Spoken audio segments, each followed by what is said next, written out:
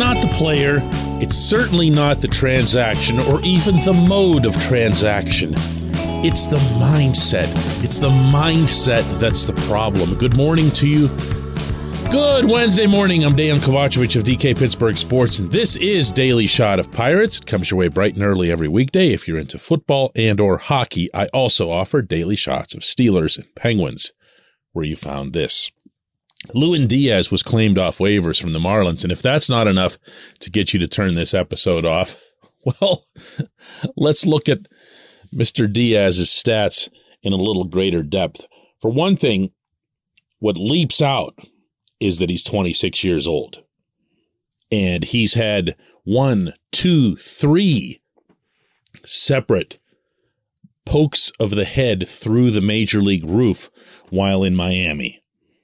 And in those 3 separate pokes of the roof, totaling 112 games, what he's achieved is a 169 batting average, a 224 on-base percentage, a 288 slugging, 5 home runs, 11 RBIs. This is someone who can't hit. This is someone who can't hit at the top level at age 26. Now, if you want, I could go into some dissertation about all the defensive data that seems to illustrate he's one of, if not the best defensive first baseman anywhere. And I can also tell you that for the most part, I really don't care. At least not until after the fact, how good of a defensive first baseman I've got. It's about the bat. And on top of that, it's about the big bat. And even when you lay out, and I've done that a lot this offseason, not going to do it again today, the entire field, the entire lineup, I've done it from both formats, put them in the field, put them on the card. And you see that the single greatest need that this franchise has right now, if it were to take itself seriously as a contender, is a big bat at first base.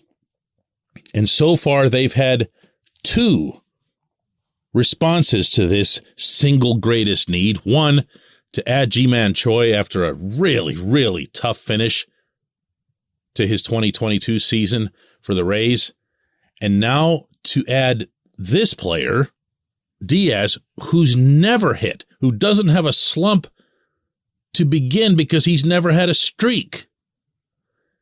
That tells you what you need to know about the approach being taken and about those taking the approach. Because what they're doing is they're taking low-cost, low-risk gambles, they're flinging them against the wall, and they're hoping. That's what they do. You know how I know that? Because that's what they've done for 3 years to date, and this is no different.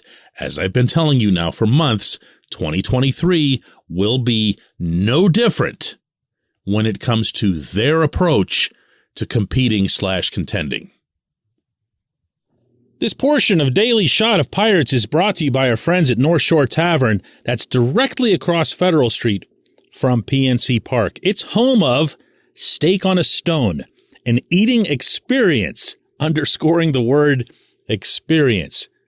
The steak is brought to you partially cooked on an 800-degree stone, and you do the rest. It's a ton of fun, it's a great meal, and it's a baseball atmosphere like no other in Pittsburgh. North Shore Tavern, right across Federal Street from PNC Park.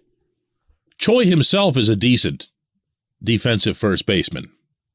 So what they've done so far is they've added 2 defensive first basemen, neither of whom hit to save his life, at least not in the second half of 2022 and onward, and they're both left-handed. So you can't even cobble together like some sort of, I don't know, what you call an offensive and defensive platoon, a platoon? But that's what they're doing. They're not looking at the lists of players who are available. They're not considering offers from other teams as to first basemen who could be available, at least not in terms of their actions. None of us can know what happens behind the scenes. What they're doing instead is lining up and throwing it against the wall. Nothing's changed. They can say it. They can preach it to that group of recently canceled season ticket holders the way they did at PNC Park apparently a couple of weeks ago. And they can say, we're absolutely da-da-da-da-da, we want to improve, we want to improve. No, they don't. No, they don't. At least not in any sort of aggressive, competitive spirit, they don't. I can't, you know what? I'm going to do it, okay? I'm going to do it again. But I promise not to do it again until at least December. But if you go around this diamond, even if you don't have a catcher at the very beginning of 2023, and I do expect Roberto Perez will be back, you've got some combination of Henry Davis and Andy Rodriguez behind the plate. At second base, you've got, I believe, Rodolfo Castro. Maybe they don't. But Castro is a guy I think should get a shot at second base. If not, Nick Gonzalez is right behind him. O'Neill Cruz is your shortstop. Brian Hayes is your third baseman. Brian Reynolds is either your center fielder or he moves in the event that Ji-hwan Bae ends up becoming a real-life player. He certainly looked like he was one upon his recall late last season. Then you've got Jack Sawinski. So I've just named every position on the diamond. Doesn't mean they're all slam dunks, but there's something there at every single position. So what they've been reduced to is one position, at least among non-pitchers. One. And they can't even motivate themselves to go and get one good player outside of the Pittsburgh system. One. They won't do it. Why do you listen to this show? When we come back, J1Q.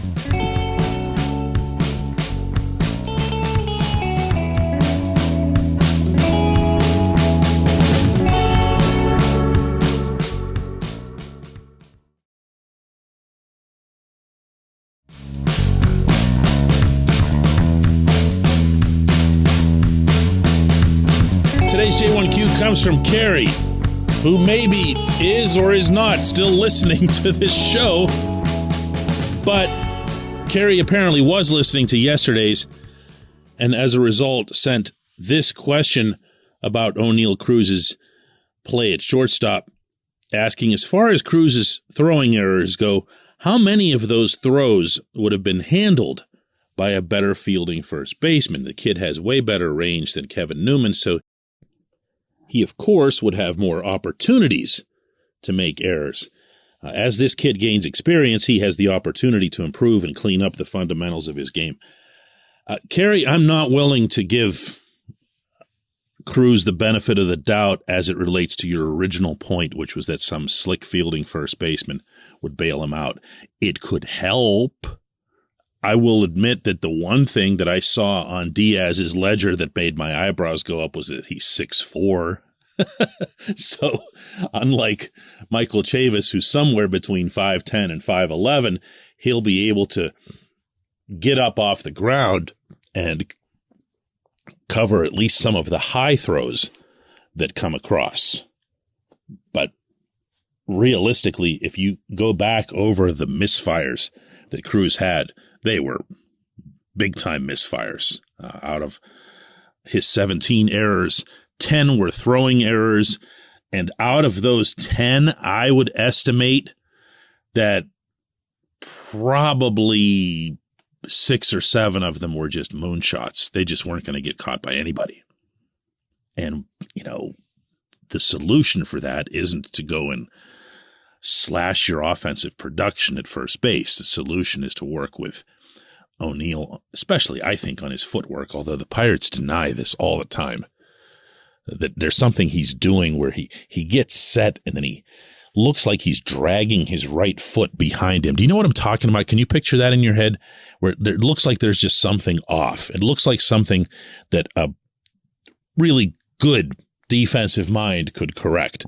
But most of it is probably mental. Most of it is probably just he's been able to get guys out his whole life without having to even try because he's got that gun. He can just flick it at any time in the equation and get the guy out.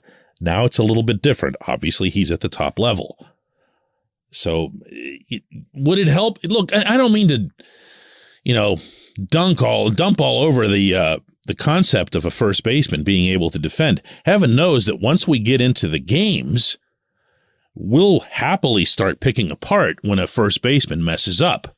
We did that a lot this past season. I haven't forgotten Josh Van Meter not even bothering to put his foot on a bag. It's just that there has to be an understanding that there are certain positions on the diamond where you've got to get production out of. And within that, you got to get power production out of. If you look at the Pirates overall, you're not going to get a ton of power out of third base where you hope to get it. Meaning Hayes, of course.